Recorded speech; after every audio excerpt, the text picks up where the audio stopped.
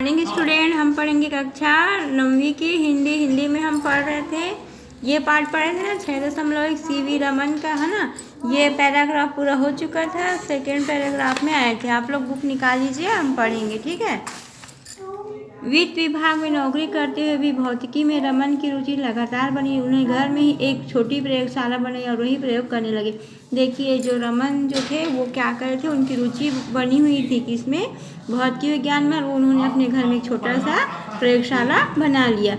एक दिन काम से लौटते समय उन्हें एक साइन बोर्ड दिखाई दिया जिस पर इंडियन एसोसिएशन और फॉर कल्टीवेशन ऑफ साइंस लिखा था। कहा जाता है कि रमन चलती हुई ट्राम में कूदकर वहीं पहुंचे जहां उनका स्वागत अमृतलाल सरकार ने किया। इनके पिता महेंद्र लाल सरकार ने भारतीय विज्ञान का प्रसार करने के लिए 1876 में इस संस्था की स्थापना की थी।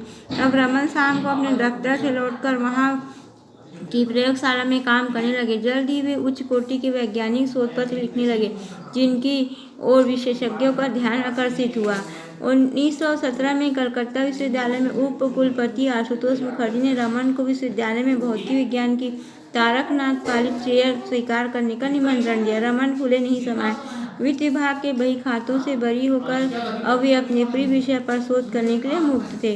1921 में एक सम्मेलन में भाग लेने के रमन विदेश गए। उनकी यहाँ समुद्री यात्रा भौतिक विज्ञान के लिए बहुत लाभदायक सिद्ध हुई। वे समुद्र के गहरे नीले पानी को निहारते रहते। सागर का पानी नीला क्यों दिखता है? क्या पानी आसमान के प्रतिबिंब के कारण नीला दिखता है?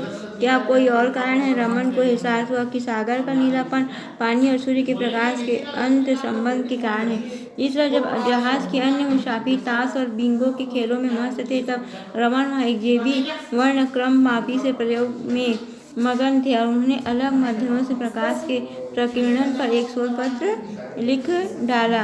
भारत के लौटने के बाद रमन ने इस विषय पर एक गंभीरता से शोध किया। उन्होंने प्रकाश की किरणों को भिन्न भिन्न द्रवों से गुजारा और उनके प्रभाव का अध्ययन किया। अंततः 1928 में उन्होंने सिद्ध किया कि जब किसी एक रंग का प्रकाश किसी द्रव से गुजरता है तो प्रकाश के कण और द्रव के परमाणु एक दूसरे पर क्रिया करते हैं और प्रकाश को बिखेर देते हैं। बाहर निकलने वाली प्रकाश किरण का रंग अपने किरण के भिन्न होता है। बाहर निकलने के बाद वे किरण आने वाले किरण की तुलना में ऊंचे और नीचे दोनों स्तरों की ऊर्जा की ओर मुड़ती। यही वह सुप्रसिद्ध रमन प्रभाव है जिस पर आगे चलकर रमन को नोबेल पुरस्कार मिला। उनकी खोज से विश्व स्तर पर वैज्ञानिक शोध में तेजी आई। इससे अलग पदार्थों की संरचना के अध्ययन में बहुत मदद मिली। इस बुनियादी शोध के बाद रमन का सम्मानों की झड़ी लगे। देखो, अगर कोई कुछ वो करता है, शोध करता है, तो वह शोध क्या हो जाता है, प्रसिद्ध हो जाता है। और प्रसिद्ध होने के कारण रमन जो था उसको बहुत सारी सम्मान मिलने लगे, झड़ी लगी, लगातार उसके सम्मान के लिए पत्र आने लगा। अर्नेस्ट रदरफोर्ड ने रमन प्रभाव की खोज की घोषणा रॉयल सोसाइटी में की, जिसके बाद ब्रिटिश सरकार ने रमन को नाइटहुड के सम्मान से नवाजा। 10 दिसंबर 1930 को उन्हें दुनिया के सर्वोच्च पुरस्कार नोबेल पुरस्कार से सम्मानित किया गया। विज्ञान के लिए नोबेल पुरस्कार पाने वाले रमन अपने एशियाई और पहले अवशेष व्यक्ति थे। उनसे पहले रविन्द्रनाथ ठाकुर को साहित्य के क्षेत्र में यह सम्मान मिला था। रमन के बाद उनके भांजे सुब्रमण्यम चंद्रशेखर को लगभग 50 वर्ष बाद 1983 में नोबेल पुरस्कार मिला। सदियों तक विदेशी ताकतों द्वारा शासन किए जाने के बाद इस अंतर्राष्ट्रीय गौरव से भारतीय वैज्ञानिक समाज का आत्मसम्मान बुलंद हुआ। एक भारतीय वैज्ञानिक को जिससे सारा शोध भारत में ही रहकर किया हो, दुनिया का सबसे बड़ा सम्मान मिलना सच में बहुत गर्व की बात थी।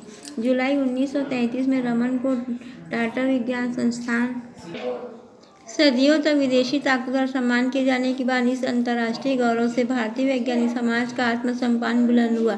एक भारतीय वैज्ञानिक को जिसने सारा शोध भारत में ही रहकर किया वो दुनिया का सबसे बड़ा सम्मान मिलना सच में बहुत गौरव की बात थी।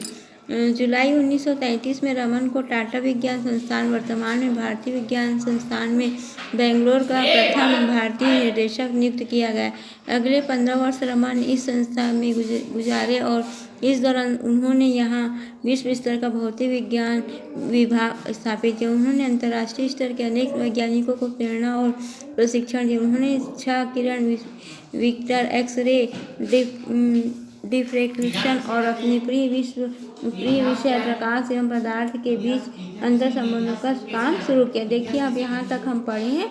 नेक्स्ट बार में पढ़े, इसमें यही बताया गया है कि सीवी जो रमन थे उन्होंने क्या क्या किया, किस किस सन में उनको क्या क्या मिला गया।